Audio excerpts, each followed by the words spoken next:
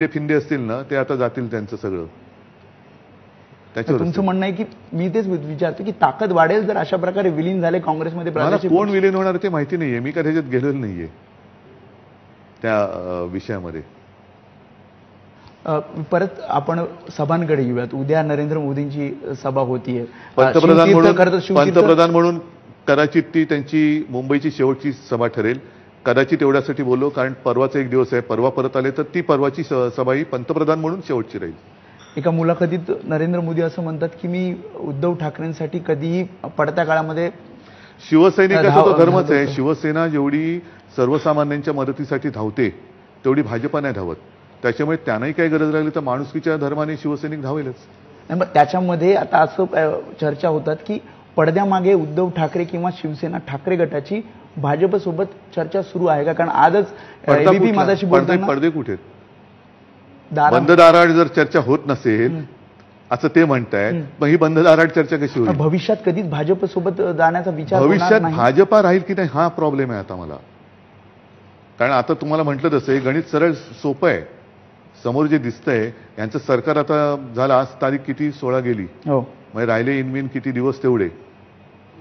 4 तारखेला डिमोदिनेशन होते, जसं डिमॉनिटायझेशन झालेलं.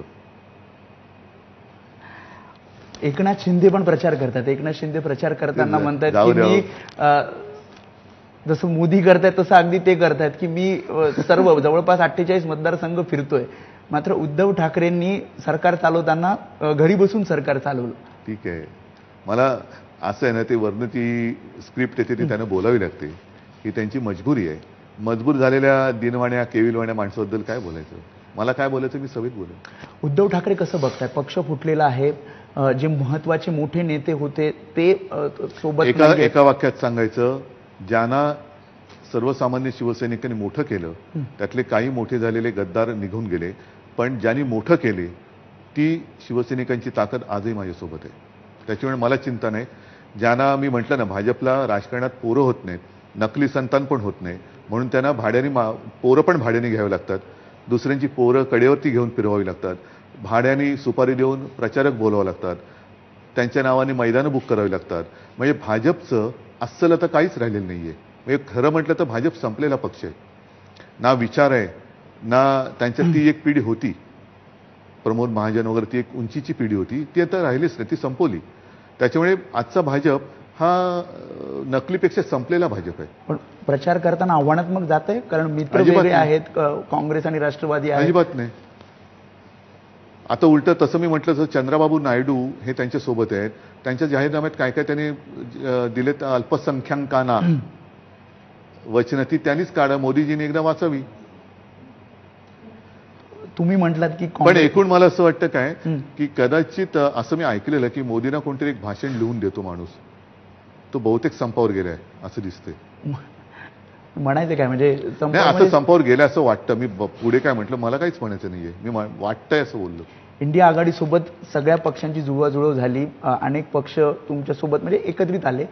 कधी भावाला म्हणजे राज ठाकरेंना सोबत घ्यावं किंवा त्यांच्याशी चर्चा करावी तो प्रश्न आता तसं नाहीये, कारण ते तिकडे गेलेले आहेत, त्याच्यामुळे तो पुढे विषय. पण बराच वेळ काळ होता आपल्याला की परत आपण एक सोडून द्या ना. आता आम्ही जे लोकशाही वाचवणारे पक्ष आहोत, देशहितासाठी आम्ही एकत्र आलेले आहोत. ज्यांना लोकशाही वाचवायचे ते आम्ही सोबत आलेलो आहोत, संविधान वाचवायचे ते सोबत आलेलो आहोत, आणि हुकुमशाही ही देशात चालणार नाही, अजिबात नाही. तर जे हुकुमशाहीला घाबरतात ते एकत्र आलेत आणि हुकुमशाही नको म्हणणारे एकत्र आलेत. पण कधी चर्चा करावीशी वाटली? आता या विषयाला काय अर्थच नाही ना. लोकसभेची निवडणूक परवा आलेली आहे, विधानसभा येते, त्याच्यात काय विचार? त्याच्या आधी पण विधानसभा झाल्यात, उद्या पण होतील. आम्ही आहोत ते बरं. राज ठाकरे त्यांच्यासोबत गेल्यानं मला त्याच्यावरती काहीच बोलायचं नाहीये.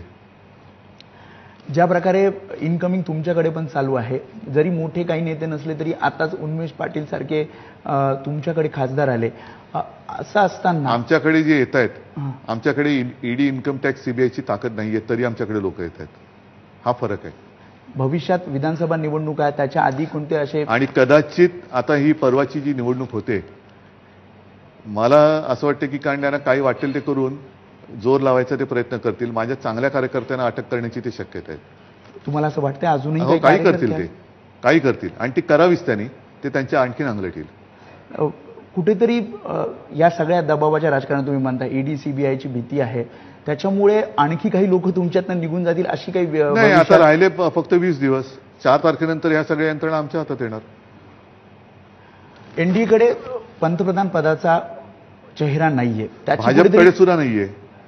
कारण आता 4 तारखेला तर ह्यांचा पराभव होणार. आणि आता जो मी म्हटलं तसं की ती लोक त्यांनी किती माझ्यावरती टीका करू देत, आम्ही आमच्या मुलासाठी लढतोय, शरद पवार साहेब त्यांच्या मुलीसाठी लढतात, पण हे स्वतः किती वेळा बोल्यावरती चढणार. 14 साली चढले, पुन्हा 19ला, पुन्हा 24ला, पुन्हा म्हणजे तुम्ही आणि तुम्हीच. ही एकाधिकारशाही आहे ना, ह्यालाच आम्ही हुकुमशाही म्हणतो.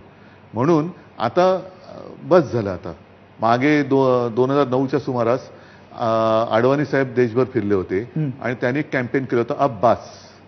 नाही, पण बऱ्याचदा त्याच्यामुळे अब बास, आता बस, आता खूप झालं, सगळेच आता शिंडलेत, त्याच्यामुळे आता पुरे. बऱ्याचदा फिरताना असं जाणवतं की लोक सुद्धा म्हणतात, जनता म्हणते की यांच्याकडे पंतप्रधान पदाचा चेहरा नाहीये.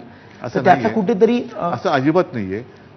नरसिंहराव कुठे चेहरा होता, मनमोहन सिंग कुठे चेहरा होते, वाजपेयी सुद्धा आधी तर आडवाणी साहेबच होते.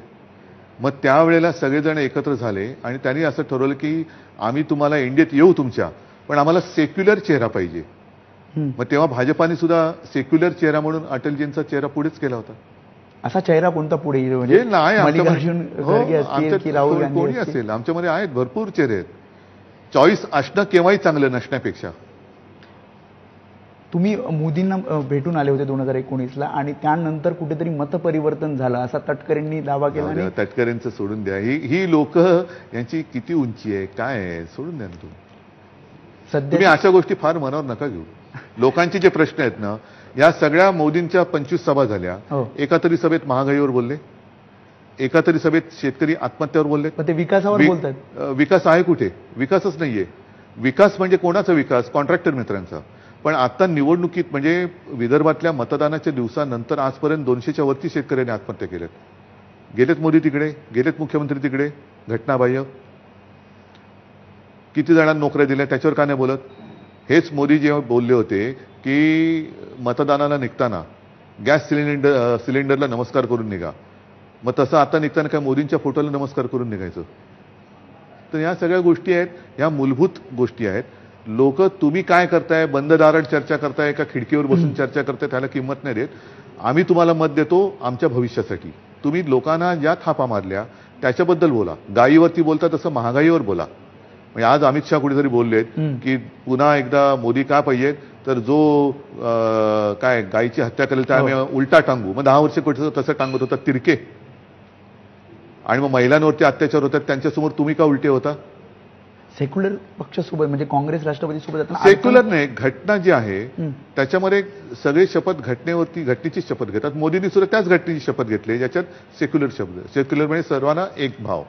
नरेंद्र मोदी बाळासाहेबांबद्दल भरभरून बोलले. सभांमध्ये सुद्धा सुरुवात करताना बाळासाहेब का वेळ आली, ही वेळ का आली त्यांच्यावर? जर त्यांनी मला संपवलंय ना, मग ही वेळ का आली? मोदींना बाळासाहेबांचा हिंदू हृदय सम्राट ते बोलले पाहिजेत, तर त्यांचा फोटो लावून मत मागायची वेळ का आली? पण हे ऐकून काय वाटतं, ज्या प्रकारे भरभरून बोलले नरेंद्र मोदी बाळासाहेबांबद्दल, ते हेही म्हणतात ठीक आहे, नंतर त्यांना काय 4 नंतर काय, 4 जून नंतर काय आहे, जाऊ दे. सध्याची स्थिती बघता 48 पैकी किती जागा महाराष्ट्रात कशी तयारी झाली? 48च्या 48 मी जिंकायच्या तयारीने लढतोय. 48च्या 48 का नाही? अशा जिंकायच्या ईर्षेनेच लढाई लढली पाहिजे. कुठल्या जागा आहेत ज्या आव्हानात्मक आहेत, जिथे अधिकाधिक लक्ष द्यावं लागतंय? नाही, असं काही नाहीये. सगळ्या जागांवरती आम्ही सारखं लक्ष आहे आणि तिन्ही पक्षांची, इतर मित्र पक्षांची चांगली एकजूट झालेली आहे. परत एकदा सांगतो, संविधान जे बदलायचा यांचा घाट आहे तो मोडण्यासाठी आणि लोकशाही टिकवण्यासाठी आम्ही एकत्र आलो आहोत. शेवटचा प्रश्न मला विचारायचा आहे, ही जी महाविकास आघाडी लोकसभा लढतीये, हीच ताकद विधानसभेला अगदी तशीच राहील की मग नाही राहणार, आणखीन वाढेल? आणखी काही पक्षप्रवेश होतील? ताकदच वाढेल. तुम्ही ते पण म्हणतात की भीती दाखवली जाते काही कार्यकर्त्यांना, पदाधिकाऱ्यांना ईडी सीबीआयची, त्यामुळे ते आता फक्त 4 तारखेपर्यंत. 4 नंतर भाजपच फुटेल आणि 2 वर्षानंतर तर मोदीजी राजकारणातूनच निवृत्त होतील, म्हणजे पंतप्रधान पण आत्ताच जाईल. 2 वर्षांनंतर मोदीजी पण नेतृत्व करायला नसेल, तेव्हा भाजपची हालत फार वाईट होईल. पण त्याच्यामुळे मला असं वाटतं काही हळूहळू सगळ्यांना ते डोळा मारायला लागले असतील.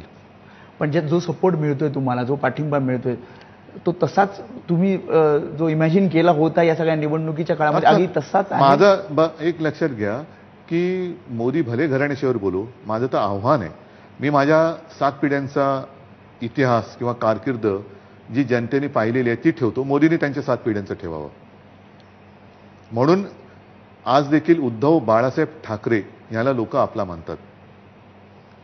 काही खासदार ज्यांचे तिकीट कापले गेले त्यांनी कधी काही परत तुमच्याकडे काय नाही. विचारणा केली, किंवा आता जे नाराज आहेत त्यांना विधानसभेची भीती आहे की तिकीट मिळेल की नाही महायुतीमध्ये? त्यांचं नशीब आणि त्यांचं सगळं हे आहे, कारण विधानसभेपर्यंत आणखीन हालत भाजपची खराब होईल. त्यात काही इन्कमिंग झाले तर माझ्याकडे बघा, शेवटी मी जे म्हणतो ना की सडलेली पानं झडली पाहिजेत, हा निसर्गाचा नियम आहे.